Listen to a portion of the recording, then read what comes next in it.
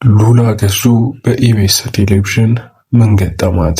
ሁሉንም በሚባል ደረጃ ሰራተኞችን እያሰናበተ የሚገኘው ኢቢኤስ ቴሌቪዥን በየጊዜው መነጋገሪያ ከሆነ ሰንብቷል። ሰራተኛ ማባረርና መቅጠር የዕለት ተዕለት ስራው እንደሆነ እያሳየ ይገኛል።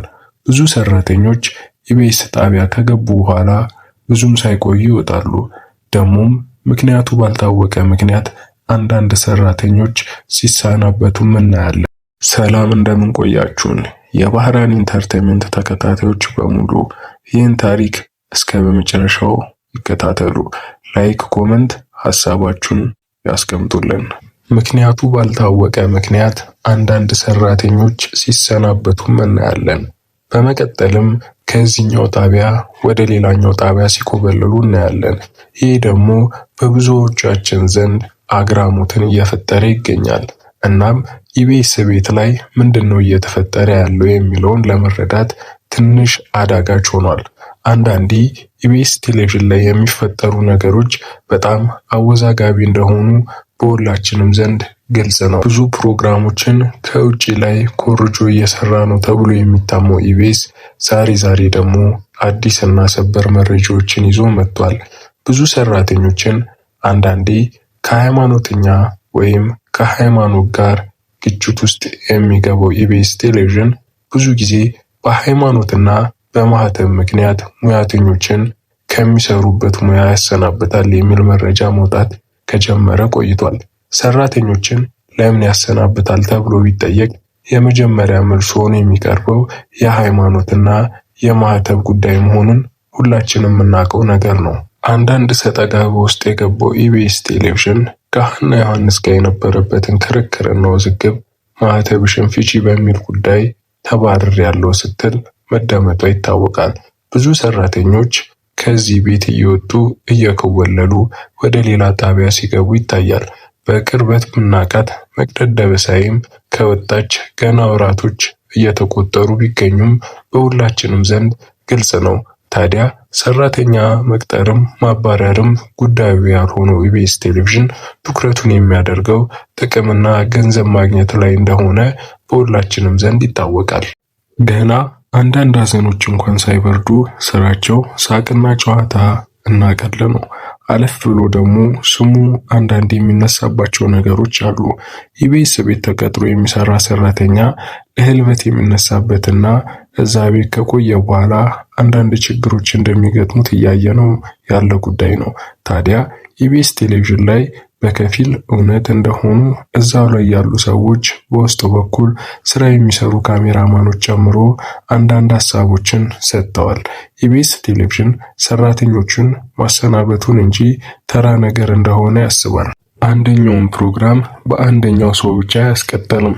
ዛሬ አንደኛውን ሲይዝ ነገ ሌላኛውን ይይዘዋል። ያ የሚሆንበት ምክንያት ምንድነው?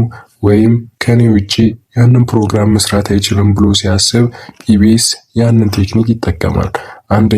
አንደኛውን ፕሮግራም ብቻ ይዞ አይቆይም። አንደኛው ሲያሰናብት ደግሞ ሌሎኞቹ ፈጥሮ ያመጡት ጨዋታና ማሰራጫ ፕሮግራም ቢሆን ከነሱ ቀምቶ በሌላ ማስቀጠል የዕለት ተዕለት ስራው እንደሆነ ሁላችንም ዘንድ ግልጽ ነው። ኢቢኤስ ሲነሳም አብሮ የሚነሳው የሰራተኞቹ ድንገተኛ ህልፈትና አዲስ የሚቀጠሩ ሰዎች ነባሮችን ማባረርና ቀጥሎም እነዛ ሰዎችን ማባረር ግልጽ ነው። ሰሞኑንም ስሙ በዚህ ልክ ይነሳል። አንዳንድ መልካም ጎኖች እንኳን ቢኖሩትም ነገር ግን ለማህተብና ለተለያዩ ነገሮች ጥላቻ እንዳለው ግልጽ ነው። እና ይሄ ተቋውሞ እና ጥያቄ የሚያነሱ ሆነው መቅረብ ከጀመሩ ሰነባብቷል። እጅግም መልካም ቆንጆና ውብ እንስት በሁላችንም ዘንድ የምትታወቀው እሷን የማይወዳት ሰው አለ ብሎ ማመን እጅግ ይከብዳል። የኢቢኤስ ቤት ድምቀት እንደሆነች ረጅም ዓመታቶችን አብራ ቆይታለች።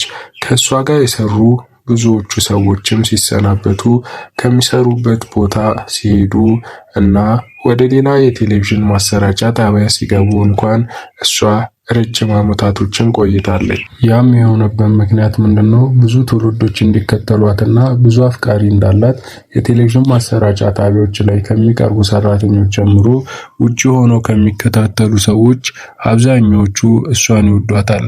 ተክለ ሰውነቷ እጅግ ይማርካል። ልጅቷ ራሷን የምትጠብቅበትና በወንዶች ዘንድ የሚወደድ ተክለ ሰውነት ያላት እና በሁላችንም ዘንድ ግልጽ ነው።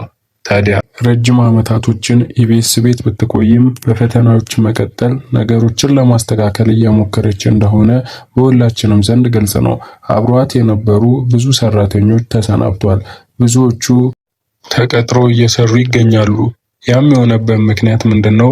ኢቢኤስ ቴሌቪዥን እኔ ካልኩት ውጪ ሌላ ነገር አይሆንም ብሎ የሚያምን ስለሆነ በተጨማሪም ደግሞ ሰራተኞች ከማሰናበቱ በፊትና አዲስ ሰራተኛ ካገኘ ያንን ሰው ያሰላቻሉ ወይም ቀጥሎ እዛ ቤት እንዳይቆይ ሰበብ መፈለግ እንደሚጀምር በሁላችንም ዘንድ የሚታወቅ ጉዳይ ነው። ታዲያ ዛሬም ደግሞ አዲስና ሰበር መረጃዎች ወጥቷል።